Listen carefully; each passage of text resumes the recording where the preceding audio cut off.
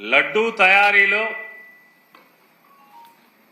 ఉపయోగించేటువంటి ఆవు నెయ్యిలో జంతువుల యొక్క కొవ్వు కలిసిందని, అటువంటి జంతువుల యొక్క కొవ్వు అవశేషాలు ఉన్నటువంటి నేతితో తయారు చేసిన ప్రసాదాలని భక్తులకు పంచేశారని చెప్పని తప్పుడు ప్రచారం ద్వారా రాజకీయ లబ్ధి కోసం సాక్షాత్తు కలియుగ దైవమైనటువంటి శ్రీ వెంకటేశ్వర స్వామి వారి ఆలయ మహత్యాన్ని, తిరుమల తిరుపతి దేవస్థాన పవిత్రతను, తిరుమల తిరుపతి వెంకటేశ్వర స్వామి వారి నైవేద్యమైనటువంటి లడ్డూ ప్రసాదాన్ని కూడా దుర్మార్గంగా రాజకీయాలకి వాడుకుంటూ ఒక పవిత్ర దేవాలయాన్ని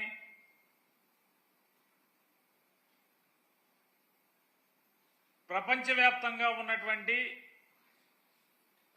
హైందవ ప్రజల యొక్క ఆరాధ్య దైవమైనటువంటి వెంకటేశ్వర స్వామి వారిని కూడా రాజకీయాల్లో భక్తుల మనోభావాల్ని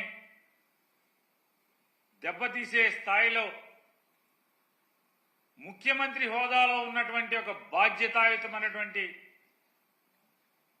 పదవిలో కూర్చున్నటువంటి నారా చంద్రబాబు నాయుడు గారు తిరుమల తిరుపతి ఎగ్జిక్యూటివ్ ఆఫీసర్ గారైన శ్యామలరావు గారు నెయ్యిలో లోపాలు ఉన్నటువంటి నెయ్యిని వెనక్కి తిప్పి పంపాము, మేము దాన్ని వాడలేదు, స్వీకరించలేదు అని, ప్రసాదానికి దాన్ని వాడకుండానే వెనక్కి తిప్పి పంపించాము అని చెప్పని, అలాగే తిరుపతిలో ల్యాబ్ ఉంది, ల్యాబ్లో మేము పరీక్ష చేసి అటువంటి నెయ్యిని వెనక్కి పంపించాము, వాడలేదని చెప్పని ఈవో చెప్తున్నప్పటికీ కూడా దుర్మార్గంగా నారా చంద్రబాబు నాయుడు గారు దీంట్లో జంతువు కొవ్వు కలిసిందని, అలాగే వారి కుమారుడైన నారా లోకేష్ నాయుడు గారు మరొక అబద్ధాలు ఆడటంలో, అసత్యం ఆడటంలో మరొక 10 అడుగులు ముందుకేసి పంది కొవ్వు కలిసిందని చెప్పని ప్రసాదంలో నారా లోకేష్ మాట్లాడుతూ, అలాగే వెనకటికి పెద్దలు చెప్పిన సామెతగా దున్నపోతూ ఈనిందేనే ఎవడో చెప్తే దూడను కట్టేయమని చెప్పని ఇంకొకటి దూడను కట్టేయడానికి పరిగెత్తిన చందాన ఈ తండ్రి కొడుకుల యొక్క దుర్మార్గపు మాటలని, దున్నపోతు ఈంతే దూడ కట్టేయడానికి ఎవడో పరిగెత్తినట్టుగా పవన్ కళ్యాణ్ గారు దాన్ని భుజానేసుకుని ఆ మాటను ప్రచారం చేయటం, వీళ్ళందరూ కలిసి ఉమ్మడిగా కూటమిగా చేసినటువంటి ఈ కూటమి పాపాన్ని ప్రక్షాళన చేసేదానికి సెప్టెంబర్ మాసం 28వ తారీఖున, అంటే ఈ నెల 28వ తారీఖున శనివారం తిరుమల వెంకటేశ్వర స్వామి వారి యొక్క పవిత్రతని వీళ్ళ ముగ్గురు కలిసి, కూటమంతా కలిసి అపవిత్రం చేసినటువంటి దౌర్భాగ్య పరిస్థితుల నుంచి వాళ్ళ పాపాలని క్షమించి వదిలేయమని, దానికి పరిహారం కోసం జగన్మోహన్ రెడ్డి గారి యొక్క పిలుపు మేరకు ఈ శనివారం 28వ తారీఖున ప్రతి నియోజకవర్గంలో కూడా వివిధ దేవాలయాల్లో భక్తులు కానీ, ప్రజలు కానీ, అలాగే వైఎస్ఆర్ కాంగ్రెస్ పార్టీ కార్యకర్తలు కానీ ప్రతి ఒక్కరు కూడా ఆ రోజు ఈ కూటమిగా వీళ్ళు ఏర్పడి స్వామివారి పవిత్రతని ఈ రకంగా కిరాతకంగా పాపానికి ఒడిగట్టిన దాన్ని పరిహారం కోసం ప్రత్యేకమైన పూజలు నిర్వహించమని చెప్పని అందరినీ కూడా వైఎస్ఆర్ కాంగ్రెస్ పార్టీ తరఫున కోరుకుంటున్నాం.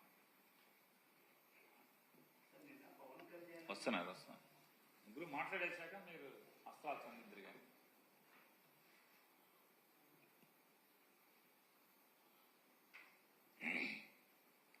గత వారం రోజులుగా తిరుపతి వెంకటేశ్వర స్వామి వారి ఆలయ ప్రతిష్టని, స్వామివారి ప్రతిష్టని, ఈ రాష్ట్ర ప్రతిష్టనే మంట కలపటానికి కలియుగ వెంకటేశ్వర స్వామిని రాజకీయాల్లోకి లాగి చంద్రబాబు రాజకీయ లబ్ధి పొందాలన్నటువంటి ప్రయత్నం ఆ దేవుడు క్షమించడు. గతంలో చంద్రబాబు నాయుడు ప్రభుత్వం 5 సార్లు ఉండగా సేమ్ మేమైతే ఎలా అయితే టెండర్లు పిలిచామో అదే రకంగా చంద్రబాబు నాయుడు కూడా టెండర్లు పిలిచి ఆ 5 సంవత్సరాల్లో 4 బిడ్డలుంటే 4 కంపెనీలకు 4 సార్లు ఇచ్చాడు. అయితే ఆయన ముఖ్యమంత్రిగా ఉండగా 14-15 సార్లు నెయ్యిలో క్వాలిటీ లేదని చెప్పి సర్టిఫికేట్లతో ఆ ట్యాంకర్లు వెనక్కి పంపడం జరిగింది. ఆ తర్వాత వైఎస్ఆర్ కాంగ్రెస్ ప్రభుత్వం వచ్చిన తర్వాత అక్కడ గతంలో ఏ రకంగా టెండర్లు పిలిచారో, ఏ రకంగా కేటాయింపులు చేశారో అదే రకంగా మా ప్రభుత్వం కూడా కేటాయింపులు చేసింది. 18 సార్లు జగన్మోహన్ రెడ్డి గారు ముఖ్యమంత్రిగా ఉండగా ఈ నెయ్యిలో క్వాలిటీ లేదని చెప్పి దాన్ని వెనక్కి పంపడం జరిగింది.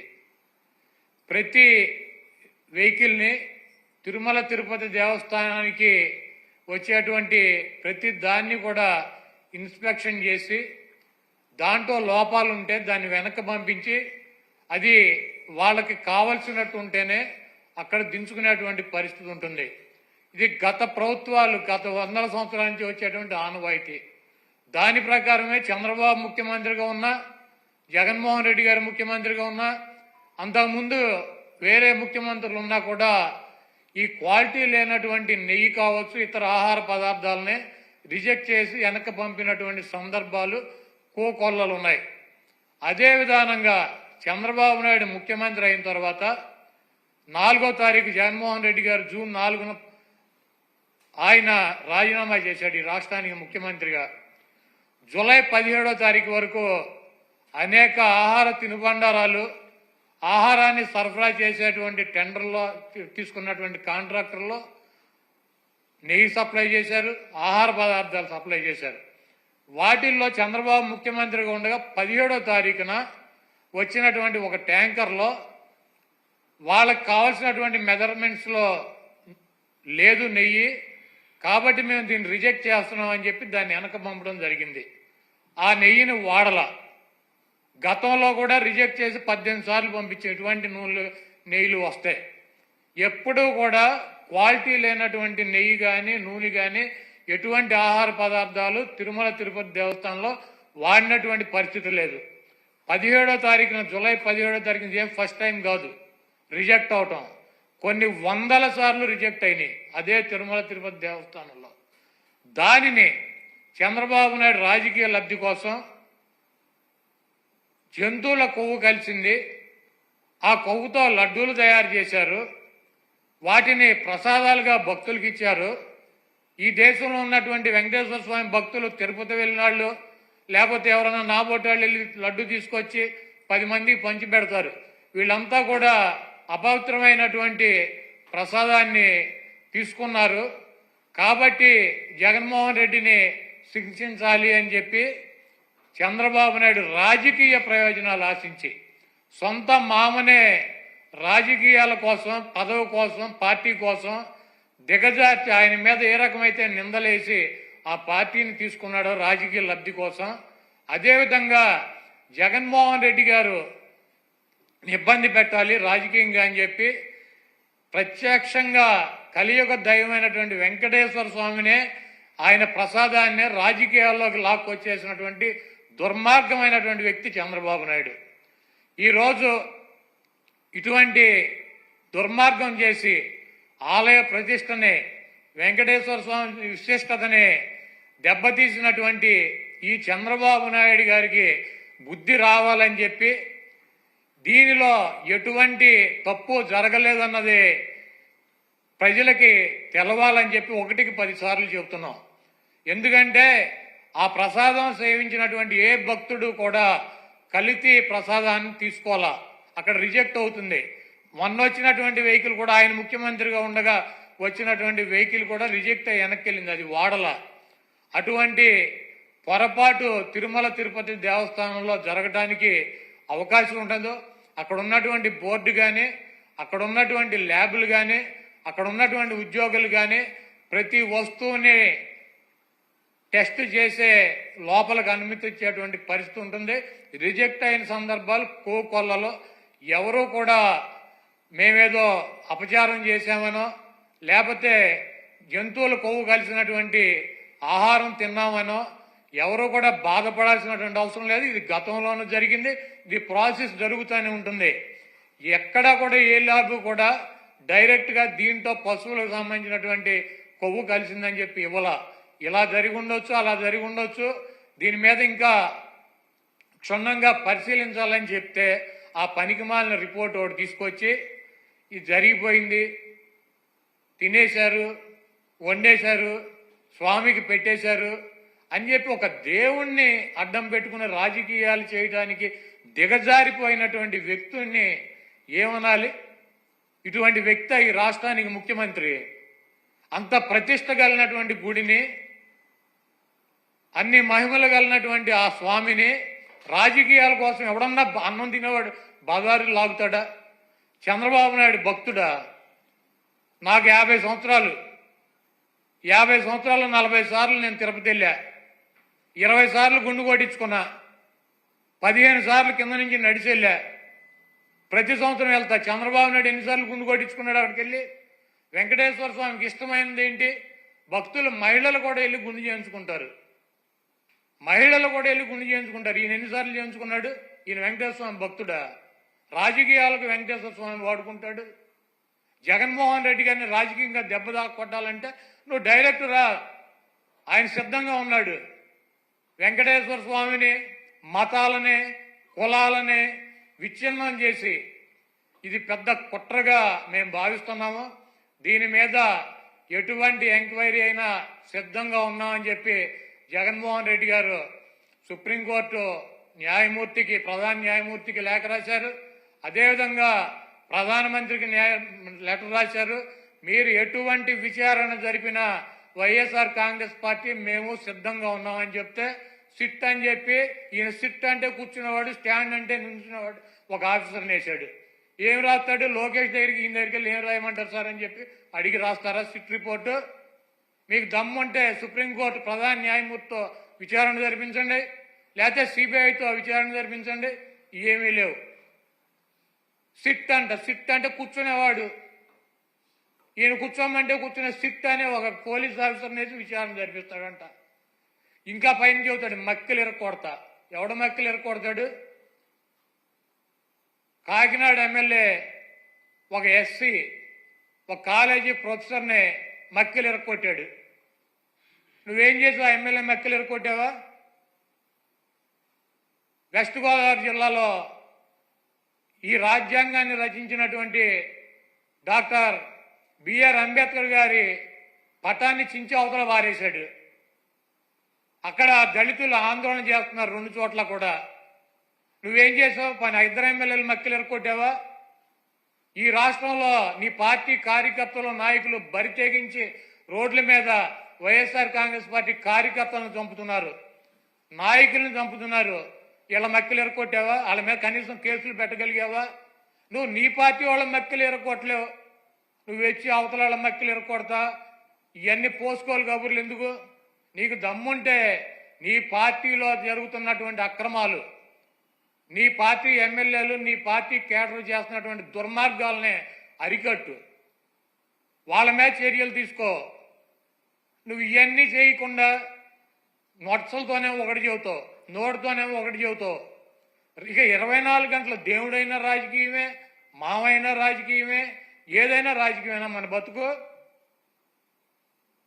కాబట్టి చంద్రబాబు నాయుడు చేసినటువంటి ఈ దుర్మార్గానికి, వెంకటేశ్వర స్వామి మీద, ఆయన ప్రసాదం మీద జరిగినటువంటి బురదకి ఆ స్వామిని క్షమించమని చెప్పి, ఈ చేసినటువంటి చంద్రబాబు చేసినటువంటి ఈ దుర్మార్గానికి, ఈ పాపానికి ఏమన్నా శిక్ష వేస్తే ఆయనకి వేయండి, కానీ ఈ రాష్ట్ర ప్రజలకు కానీ దీంట్లో తెలవక ఎవరన్నా సమిధులైతే వాళ్ళని వదిలేయమని చెప్పి 28వ తారీఖున వైఎస్ఆర్ కాంగ్రెస్ పార్టీ నాయకులు, కార్యకర్తలు, అదేవిధంగా ఆ వెంకటేశ్వర స్వామి భక్తులు మీకు అందుబాటులో ఉన్నటువంటి దేవాలయాల్లో పూజలు చేసి చంద్రబాబు చేసినటువంటి ఈ పాపాలకి, చంద్రబాబు చేసినటువంటి ఈ దుర్మార్గానికి, చంద్రబాబు దిగజారిపోయినటువంటి ఈ దిగజారుడుతనానికి ప్రత్యాత్తాపంగా మేమందరం కూడా ఈ రాష్ట్రం సౌభాగ్యంగా ఉండాలని చెప్పి వెంకటేశ్వర స్వామికి కానీ, వెంకటేశ్వర స్వామి ప్రసాదానికి కానీ ఎవరూ కూడా హాని చేయలేరు. అది చెయ్యాలన్నటువంటి తలంపు వచ్చినా కూడా, చెయ్యవసరంలో తలంపు వచ్చినా కూడా ఆ స్వామే చంద్రబాబు కన్నా మహిమ ఉన్నవాడు, చంద్రబాబు కన్నా ఎక్కువ అధికారం ఉన్నవాడు. చంద్రబాబు లాంటి 1,00,000 మంది చంద్రబాబులను కూడా వెంకటేశ్వర స్వామిని కన్నెత్తి కూడా చూడలేనటువంటి శక్తి సామర్థ్యాలు ఉన్న ఆయన తప్పు ఈ కార్యక్రమంలో ఆయన పేరు అడ్డం పెట్టుకుని ఎవరైతే ఈ దుర్మార్గానికి పాల్పడ్డారో ఆ దేవుడే, ఆ వెంకటేశ్వర స్వామి ఆ వ్యక్తి మక్కిలెరకొట్టి ఒక మూల కూర్చోబెట్టే పరిస్థితి త్వరలోనే మనం అందరం చూస్తాం.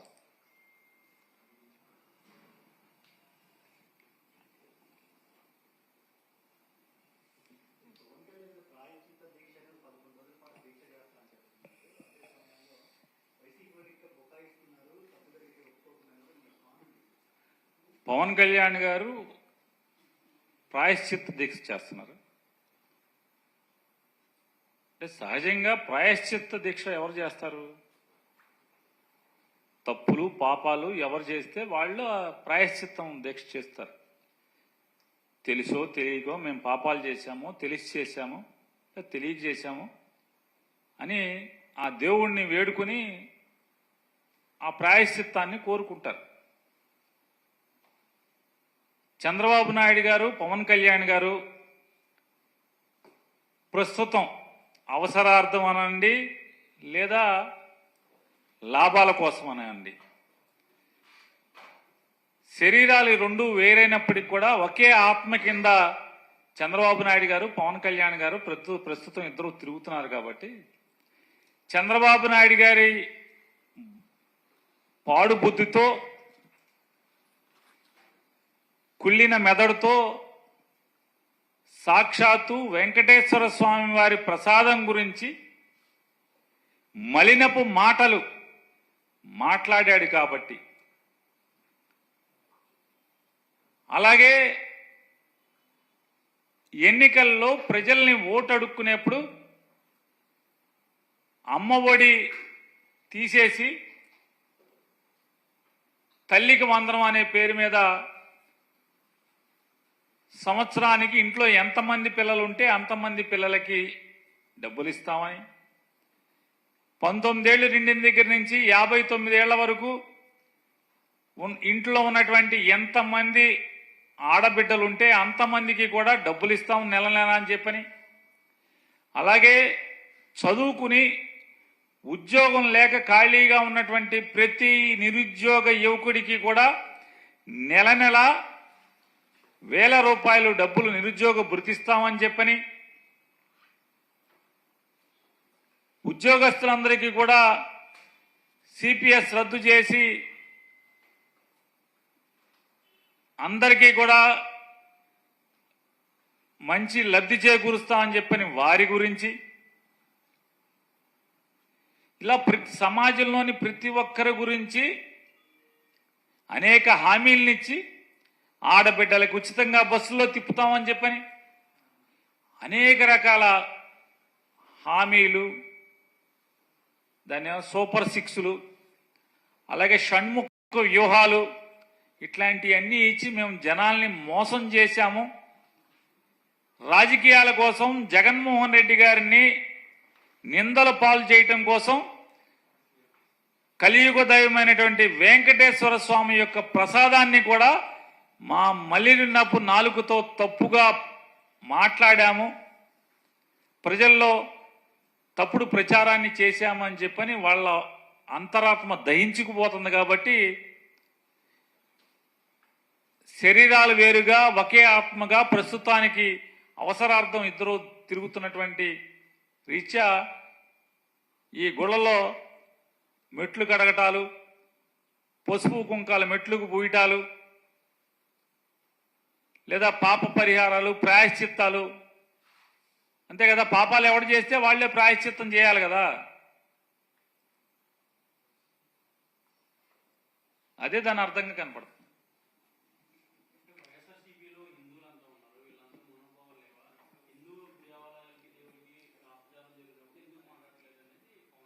ఎవరంటున్నారు సార్? పవన్ కళ్యాణ్ గారా?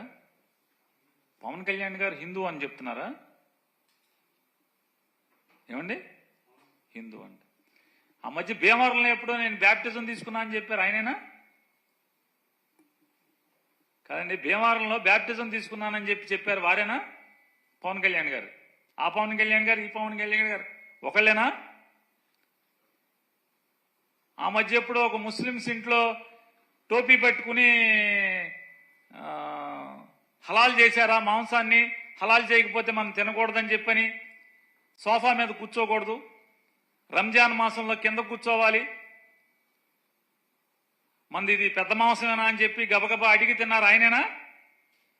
పెద్ద ముక్కలు అని చెప్పి అడిగి తిన్నారు, ఆయనేనా? ఆయనేనా ఈ పవన్ కళ్యాణ్ గారు? జనం మర్చిపోరు ఏది కూడా. పవన్ కళ్యాణ్ గారు మీరు బ్యాప్టిజం తీసుకున్నానని చెప్పి మీరు చెప్పింది ఎవరు మర్చిపోరు. నాకు మతం లేదు, కులం లేదని చెప్పినా మీరు ఎవరు మర్చిపోరు.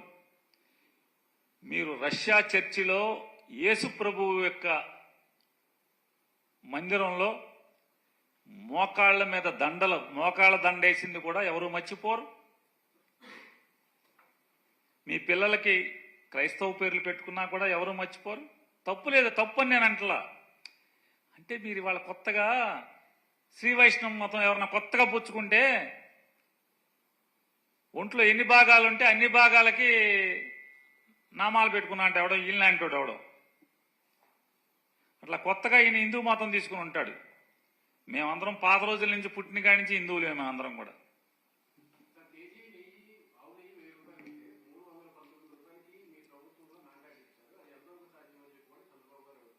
చంద్రబాబు నాయుడు గారి ప్రభుత్వంలో 1000 రూపాయలు కొన్నారా?